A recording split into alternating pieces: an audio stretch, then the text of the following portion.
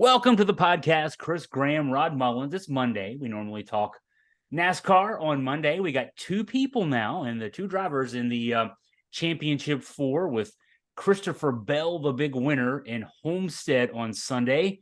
And lots of drama, Rod. Take us through it. How did Christopher Bell end up in a winner's circle? Well, I guess you could say that this was probably the most thrilling Cup Series playoff race of the season. There's just no other way to say it, because Christopher Bell did achieve a remarkable win with this Kevin Harvick Forever 400 that was sponsored by Mobil One. The victory didn't come easy for him whatsoever, but Bell rallied from an unfavorable race start to earn himself a place in the Championship 4 for the second consecutive year.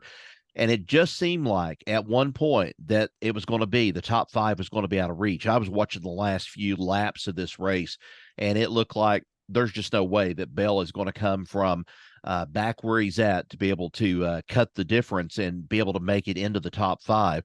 But he showcased his competitive spirit and strategy with less than 50 laps remaining. And despite being one of the day's front runners as he went all through the race in that number 20 Joe Gibbs Racing Toyota, he managed to get that lead spot, took it away, and then held on to it from Ryan Blaney, who was leading a lot of the race, and ended up picking up the first win of the season in the 8 playoff races to date for him. And I just think it's incredible. I think he just came from nowhere to win this race when I think a lot of people thought it may be a William Byron's or a Ryan Blaney's to win. He comes out of nowhere, but he's the lucky dog out of this whole thing, because Joe Gibbs Racing, what worked out positively for him, everything fell apart. And now, as they say, the one that will remain nameless is on the outside, could be looking in if he doesn't do something by the time we get to Martinsville. Yeah, you mentioned Ryan Blaney led 53 laps. He moved above the cut line, up from Right. 7th. So he was a big winner as far as that goes. 3 of the playoff drivers did not finish, including Kyle Larson, who led a lot of this race. Right. What happened to Kyle Larson? Kyle Larson had something happen when he was coming down on pit road. He was running a race really good. And then I don't know what it was, but he and Blaney were coming down on pit road. Blaney had the clearer inside lane supposedly going in there. But all of a sudden, his car just all of a sudden veered. I don't know if you want to say veered, but it went straight into the caution, the little things that they have there that's filled with sand. At Bristol, they're usually filled with water or sand or something like that. But he hit these and did some damage to the front end. And, from that point on, he wasn't a factor in it. He says, I'm going to have to go back. I'm going to have to look at the telemetry and see everything as to what happened. He said, I thought for sure I was right there at the yellow line and getting ready to, speed down, or if I want to call it that, speed down and get to 55 miles an hour or under that while he's going down pit road. But it didn't happen that way. It's almost like he just accelerated in one way, and then boom, he hit the barrier and then went on down through there after all that mess happened, and then was not able to get back into the race, and be a factor as he had hoped. And he said afterwards, he said he hated it for Ryan more than anything else because Right. he clipped the back of Ryan's Ford, as you mentioned. Yes, So he did. now Larson already in the championship 4 because he won last week. Mhm. But certainly he was dominating this race, led I think it was 96 laps in this race. And so you mentioned Denny Hamlin. He's the one whose name we don't normally mention. Right. He is right now on the outside looking in. Talk about those playoff drivers and with one more race to go in Martinsville here in Virginia, with everything on the line for the last 2 spots. Well, I would have expected it from a Denny Hamlin. I would have expected it, but then not an engine failure out of Martin Truex Jr. So that took both of those Joe Gibbs Racing cars out, the Toyotas, and Bell, the only one that managed to finish top 5, the top position, and so forth. Denny Hamlin had a rough day. And Ryan Blaney was going on a little bit after the race, I think, and they asked him, they said, what was going on out there? What was the thing with Denny Hamlin? He said, well, he was trying to slide. He was trying to do a lot of slide jobs on him. It seemed like he was trying to use all the real estate. And he says, I can only go so far. I'm trying to go up the track and I'm trying to avoid him and so forth. And he said, what was it? I think the term Ryan Blaney used the term or something like that, and it'll come to me here a little bit later on. But he used a term that Denny Hamlin had used quite often in some of his comments after to the media. And Denny Hamlin just all of a sudden out of the clear blue, just the car veered, goes into the wall, hits pretty hard too.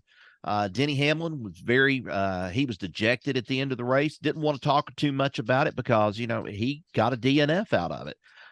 So where does that put him?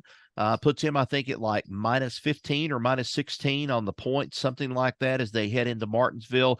He's below the cut line. You've got Tyler Reddick that's there, Martin Truex Jr. somewhere in that, they're in that mix too. So you've got three Toyotas, all affiliated one way or another with Joe Gibbs Racing. That's kind of in that mix that's beneath that cut line. And, it's anybody's race to at least determine who's going to be the winner at Martinsville, who's going to come in and fill that second spot up right there to where they're going to have the championship 4 as they head to Phoenix. So, it was a bad day. It was good in one respect, but it was bad in another sense for Joe Gibbs Racing. Yeah, Gibbs saying afterwards, we still got a chance. That's the way we look at it. We're going to Martinsville with a chance. Also something before the race, and it was actually during the week last week, that we talked about Ryan Blaney and how he ran in this race. NASCAR reversed his DQ, so that was huge news off the track before the race last weekend. Yeah, NASCAR really didn't just say, they didn't come right out and say they were sorry. They just kind of came out and just said, well, something was overlooked. So it was the way that it was done. I think they were looking to find somebody that weekend that they thought had maybe slipped something underneath the radar on them. I don't know if they got through inspection, however it was. But they later found out that no, it was not something to do with the shocks as they had originally said, and they disqualified him out of it.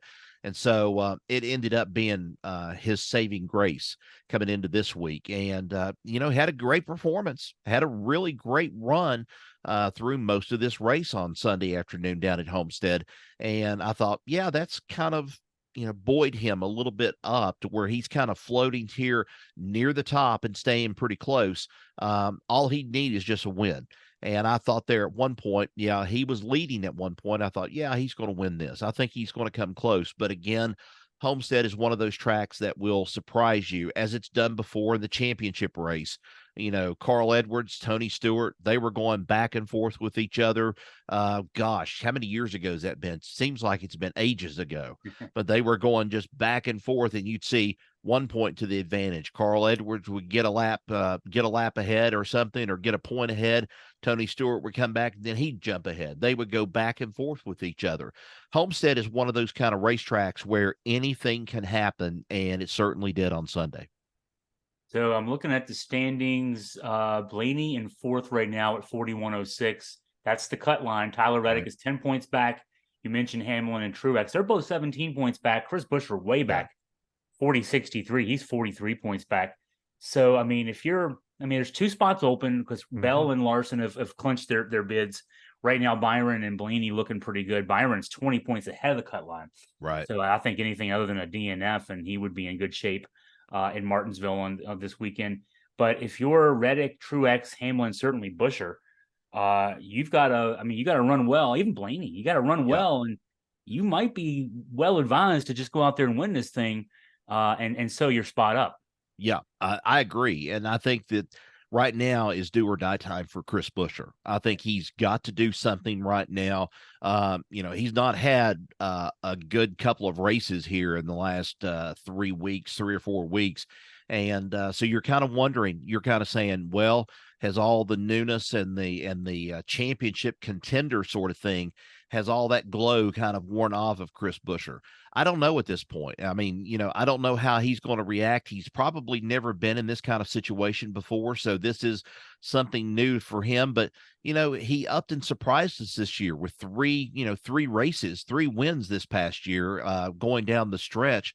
I don't think it's impossible for him not to win the race, but I don't know how well he's really, I think, performed overall at Martinsville over the last few years. Now, Ryan Blaney, I think it's a pretty good bet that Ryan Blaney will race good at Martinsville unless something takes him out. I also have to say Tyler Reddick's going to be included in this too. Reddick is very disappointed. Reddick told the media after the race yesterday he was very disappointed with the race, very disappointed with the outcome, knew they had a better car than that. But, now's the time to quit talking about it, and now's the time to put it on the track and see what's going to happen this week. And that team really has to get themselves wrapped up and focused on what they need to do. I mean, look, your top two right now, they don't have to worry about it. Christopher Bell, Christopher Bell and Kyle Larson, they're not even thinking about this. They're just thinking, hey, we're locked. We don't have to worry about this. We just need to race our tails off when we get to Phoenix. But, for those other two spots right now, it's do or die for a lot of these guys. And, I'm not saying Denny Hamlin doesn't have a chance at it. It's right now, it seems like the self-destruction stuff has started with JGR, with some of these cars and these teams. Denny Hamlin's so close at one point that everybody was talking, saying he's going to win a championship this year. I think he's finally going to win a championship. It could be, no, not this time. It could be him knocked completely out of it. Truex could get himself back into it. It's anybody's race coming up at Martinsville before they go into the last race at Phoenix. Half-mile track, 12 turns, Sunday at 2:00. This is the kind of racing you want to see to determine the last two spots. I mean, it should be some beating and banging out there with those cars going around the track, and those 6 drivers looking for 2 spots should be a on paper a good race. I don't think we're going to see any Ross Chastain moves this time around. Of course, they've banned that. You can't do it. But I think there's going to be a lot of beating and banging this time around, and especially at Martinsville. Martinsville needs a good race, a good playoff race. It's going to get a lot of viewers and also get a lot of people in the stands too. And I really don't have any, doubt that Martinsville is going to have a good turnout for this race, because this is an important playoff race. The big thing is trying to go up against the NFL and going up against some of these games that are going to be playing this coming Sunday. NASCAR's got a chance to kind of take a step in the right direction and maybe be viewed just as much as some of these other sporting events and the football games going on that Sunday. We'll just have to wait and see. I know some people are just like, hey, let's not talk about it too much. Let's just see what happens. But, as with anything, things will have to be adjusted. I know we were talking a little bit last week about Chicago. There's going to be things with the Chicago road course race, the street course that the city of Chicago is making NASCAR kind of stick to this year. They're going to go in 2024. I see the same thing kind of happening at Martinsville. They're going to stick to this, and they're going to keep this race, of course, where it's at, I think, on the schedule, because it's a big one. It's a big one right before this final playoff matchup between these 4 teams for the championship. And I think it's do or die time for a lot of these guys. No other way around it. I think the next two weekends for NASCAR, we got getting into the championship race this weekend. Of course, next weekend, all the marbles in Phoenix. I mean, these should be 2 good weekends for NASCAR fans and sports fans in general. So, well, Rod, as always, thank you for your time, your insight, and we'll look forward to talking about the Championship 4 next Monday. Yep, and I'll tell you one thing. If Denny Hamlin wants to believe in something, he needs to look at Virginia beating North Carolina this past weekend. At least that's something to believe in. He might have a chance at doing something, but I don't know. Let's just not go there. We'll just leave it at that. Okay. I would say Chris Buescher. He's so far back right now. He's the better equivalent to Virginia. He's way out of the race right now, right? Yeah, that's what I would say. So I agree with you. Big upset in Chapel Hill with Virginia 1-5 beating the number 10 Tar Heels, and we're both very happy about that. So yeah. Well, Rod, again, thank you for your time. Look forward to talking to you again soon. Appreciate it, Chris. Thanks.